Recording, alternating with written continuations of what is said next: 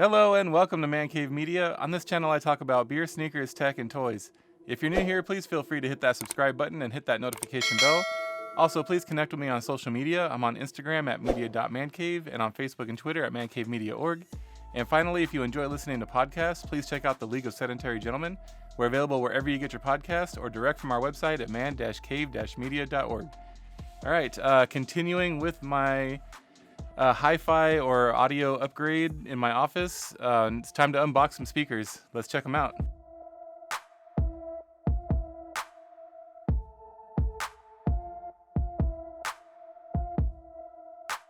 All right, so this is part 2 of the audio upgrade for my office, and today we're going to be unboxing some speakers. Now, if you saw the title and you came here looking for a review of the product, please hit that subscribe button and stay tuned. This is strictly an unboxing video. Once I get everything out of the box, set up, and I get the speakers nice and wore in, I will do a proper review of the receiver that I unboxed last time and of these speakers that I'm unboxing here today. So without further ado, let's go ahead and get into it. Because the box size I'm dealing with for both of these products are so unbelievably massive, I have the camera set up at a different angle, so it's going to be a little bit different than usual. So the first thing that I'm going to be unboxing are the Jamo S803s. So let's go ahead and get into that. So the S803 has a 5-inch woofer, soft dome tweeter, sensitivity 87 dB. It is a 8 ohm speaker. Frequency response 57 all the way down to a 26 kilohertz.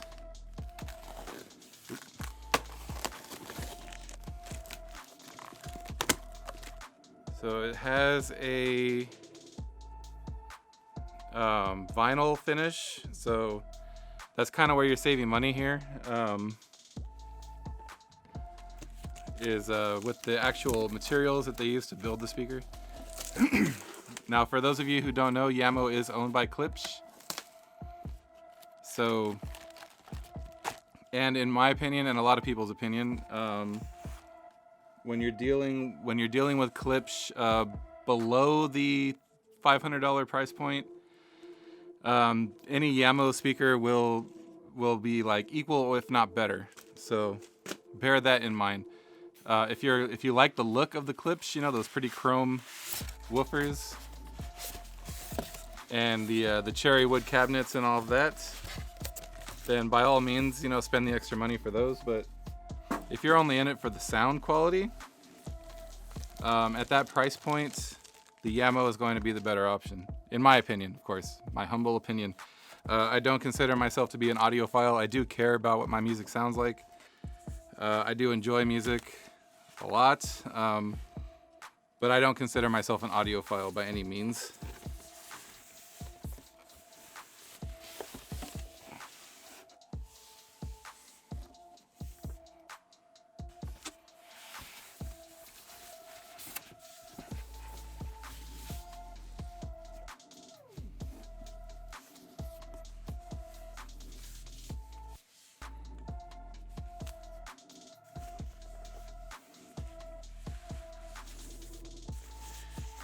Alright, let's get a look at the speaker. Oh, I forgot to mention the color that I chose is black.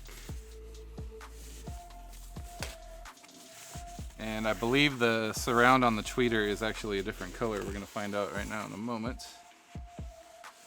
Yes, so the surround on the tweeter and actually the base of the speaker itself is actually like a walnut color.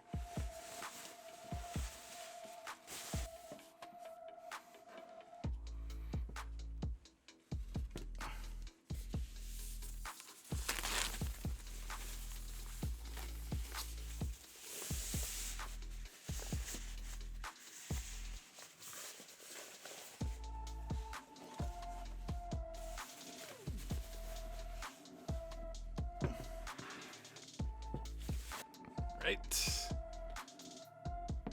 we have the two speakers themselves, and then it comes with the grills,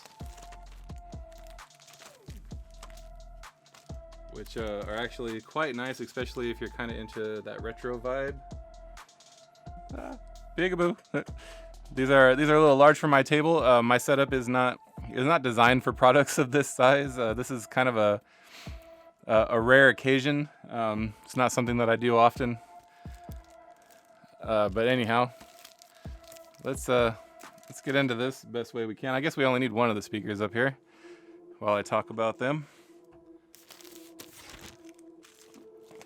So let's make some room here.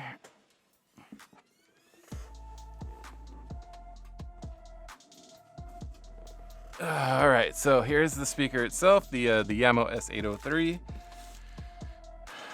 If you noticed while I was taking them out of the box, they do have the slots on top for Dolby Atmos, and they also have the connections on the back too for that. If that's your thing, if that's what you're going for. That is not what I'm going for. This is strictly for listening to music. I'm not going to be using these in a home theater situation.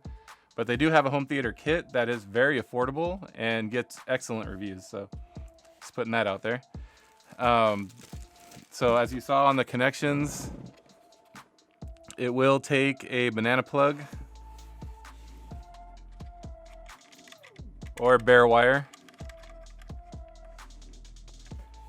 You got some mounts there if you want to mount them to the wall.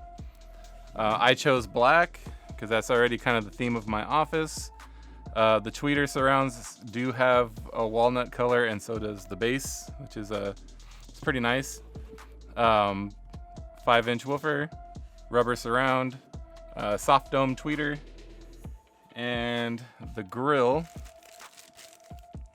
Again, like currently, I have my KLH speakers up without the grill because I kind of like that look. But with these, the grills are actually really nice. Especially if you dig that retro vibe like I mentioned before. They got kind of a retro feel to them. And they're magnetic. So I imagine when you put them on correctly, they stay. There we go. Yeah, so the grill's magnetic, just kind of sticks on there. And they look really nice with the grill on them, so I'll probably leave the grill on for these. Pricing on these varies greatly. I was able to get these for $139 on Amazon. Currently, I think they're $149. They go all the way up to like a little over $200 occasionally. And I've actually seen them drop down all the way into the 120s during the holidays. So, I mean, just pay attention to price changes. Use an app or use a browser plugin like Honey or something like that to kind of pay attention to the fluctuation in pricing. So you don't pay too much for these guys. That being said, at this price point, they get excellent reviews. From what I hear from reviewers, they're kind of, how can I put it?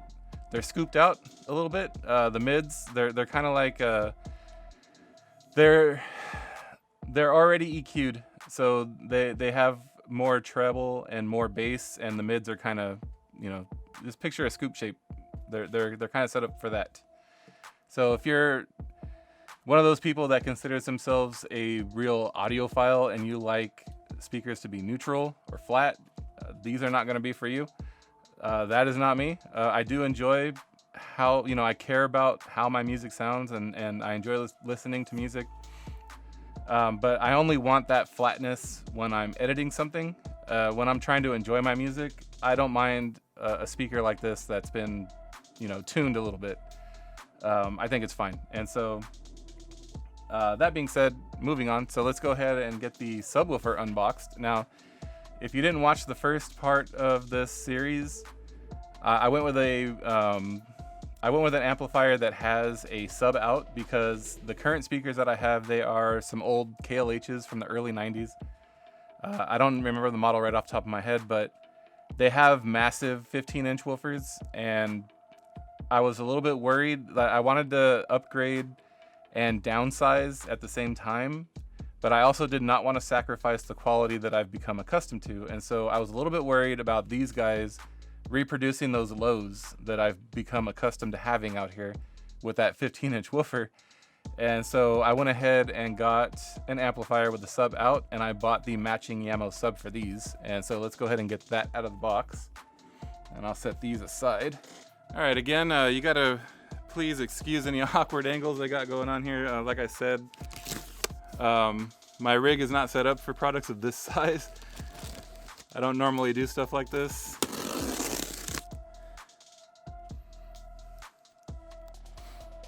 So it is challenging, to say the least.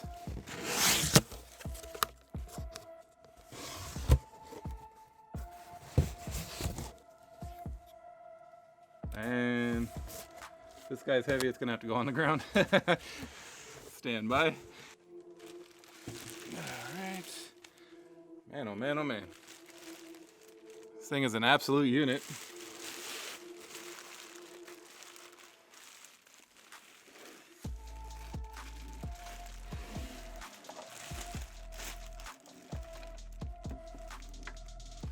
So the color that I chose for this guy, because this is the one that was on sale at the time I bought it, is walnut, which is fine. It matches the surround for the tweeter. And where it's going to be mounted, you're not really going to see it. So it doesn't matter too much. All right, hello there. This one shipped, make sure I'm not pushing my laptop off the table. This one shipped with the grill on it. Again, it's got that retro kind of grill, and this one is not magnetized. It has the notches here. So I did not mention when we started, sorry about that. The model number that I chose for the sub is the S810. And it is the 10-inch sub. Again, walnut color is what I chose, and that's only because it was on sale. I got it for a pretty good price from Autorama. I believe it was $120, $119. It was a Black Friday special.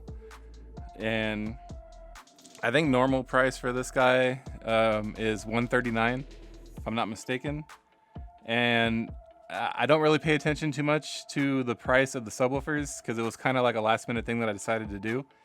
But I'm sure just like the S803s, the price probably fluctuates on this guy as well. So something to pay attention to. This is a powered subwoofer. It can handle rather, wait, I'm looking at the wrong specs, I think. Oh, no, that's right. So it's 75 to 150 watts. Maximum output is 110 dB. The amplifier that it has built in is a Class D. Spin it around here so we can get a look at that. Oop, spun it the wrong way. It's on the bottom. Oh, there we go. Big boy. All right, there's the amplifier. I don't want to scratch up the cabinet before I even get it installed. So, yeah. You have volume. You have... Oh, it's got a low pass filter on it. That's what this knob is. And then, let's see, phase and line... Ooh, sorry, hit the mic with my hat. Phase and then line in. And then this is for the power. It uses a standard RCA for the line in. I don't know if it's included, actually. Since apparently I opened the box upside down. All the extras are in the bottom. Hang on a second.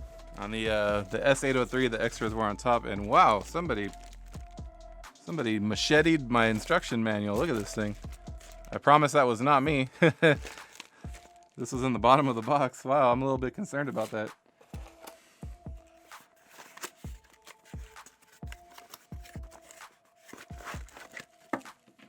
And they did include a line RCA cable for the line in, so that's cool. Very nice of them. It also looks like you got some feet that probably... Oh, they stick on. I see the 3M now. So there's a 3M adhesive on the bottom of the feet here, and you just stick them on. Probably not going to use them. Like I said, this is going to be in the back corner. You're not even going to see it. Power cable and macheted paperwork. I mean, somebody knifed this thing, man.